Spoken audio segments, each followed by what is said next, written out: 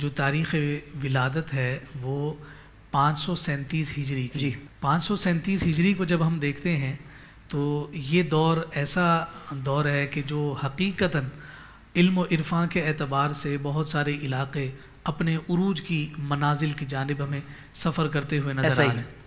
اب آپ چونکہ سنجر میں سیستان کے علاقے میں موجود ہیں اور آپ کا بچپن ہے، میں یہاں آپ کی والدہ کا وہ تذکرہ بھی ضرور کرنا چاہوں گا کہ جب آپ کی والدہ ماجدہ سیدہ ماہنور رحمۃ اللہ تعالی علیہ فرماتی ہیں کہ جب میرا بیٹا میرے بطن میں تھا تو فرماتی ہیں کہ مجھے اچھے اچھے خواب آتے تھے.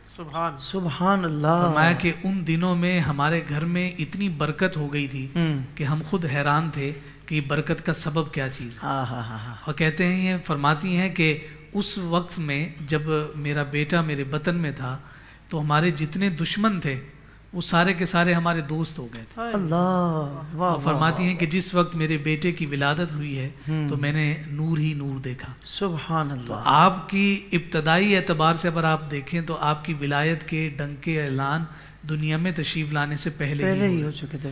گھر میں مال کی کثرت ہے، روانی ہے، والد بزرگوار کے آپ بہت زیادہ لاڈلے ہیں، لیکن اس لاڈ پیار میں آپ نے تعلیم اور تربیت کا سلسلہ آپ کے والد نے اتنا خوبصورت اور اتنا شاندار رکھا کہ محض 9 سال کی عمر میں حضور خواجہ غریب نواز رحمۃ اللہ تعالی علیہ نے قرآن پاک کو حفظ کر لیا. 9 سال کی عمر میں. قوت حافظہ کے حوالے سے آپ بڑے مشہور تھے. یعنی آپ کا حافظہ اتنا مضبوط تھا، مستحکم تھا، قوی تھا کہ آپ جس چیز کی جانب بھی توجہ کرتے تھے اسے اپنے ذہن میں ازبر کر لیا کرتے.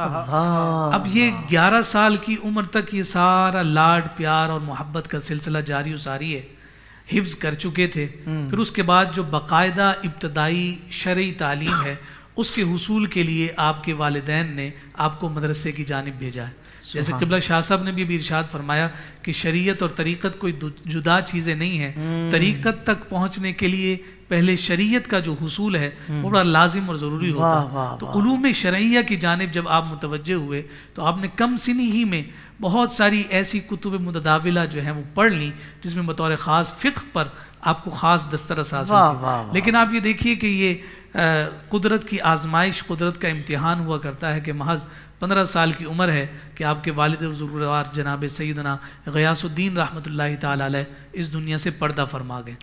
اب اس کیفیت میں یہ ٹین ایج ہے نا، 15 سال کی عمر ٹین ایج ہے، اور اس میں آپ نے جب ذریعہ معاش کی جانب آپ نے توجہ فرمائی تو آپ کو وراثت میں جو مال ملا تھا اسی کو آپ نے اپنے کسب حلال کا ذریعہ بنایا. جیسا کہ وہ ایک باغ اور پنچکی، یعنی پانی کے ذریعے سے ایک ایسا واٹر ویل چلتا تھا کہ جس کے ذریعے سے آپ لوگوں کے سے گندم لے کر اسے آٹا بنا کر انہیں دیا کرتے تھے اور اس کی اجرت مل جاتی تھی، اور باغ میں جو پھل لگتے تھے اس کی خرید و فروخت کے ذریعے سے ذریعہ معاش ہے. یہ وقت جو بچپن کا گزر رہا ہے اسی میں وہ یعنی ٹرننگ پوائنٹ آتا ہے آپ کی زندگی میں. یعنی اس وقت یہ وقت ایسا تھا کہ جس وقت آپ کسب حلال اور معاش میں مصروف اور مشغول ہیں.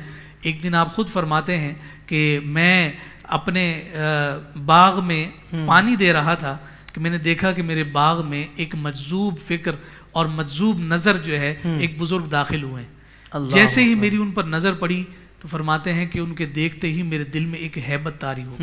فرمایا میں نے انہیں ادب کے ساتھ بٹھایا، بٹھانے کے بعد ان کی خدمت میں انگور پیش کیے. انہوں نے بڑی رغبت کے ساتھ انگور کھائے، اور کھانے کے بعد جب وہ مجھ سے خوش ہوئے ماتے ہیں کہ اپنی بغل سے انہوں نے روٹی کا ٹکڑا نکالا، اپنے منہ میں چبایا، اور چبانے کے بعد محبت سے میری جانب بڑھا دیا اور میں اسے نوالا بنا کر کھا گیا. فرماتے ہیں جیسے ہی وہ نوالا جو ان بزرگوں کے منہ سے نکل کر میرے پاس آیا تھا، دانتوں کے درمیان میں چبانے لگا، فرماتے میرے دل کی کیفیت تبدیل ہوئی. اور دل کی کیفیت کا تبدیل ہونا یہ تھا، فرماتے کہ دنیا کے اعتبار سے جتنے امور تھے سب سے میں بے بہرا ہوتا چلا گیا، مجھے بے نیازی آنے لگ گئی اور دنیا کی محبت میرے دل سے اچاٹ ہونے لگ گئی.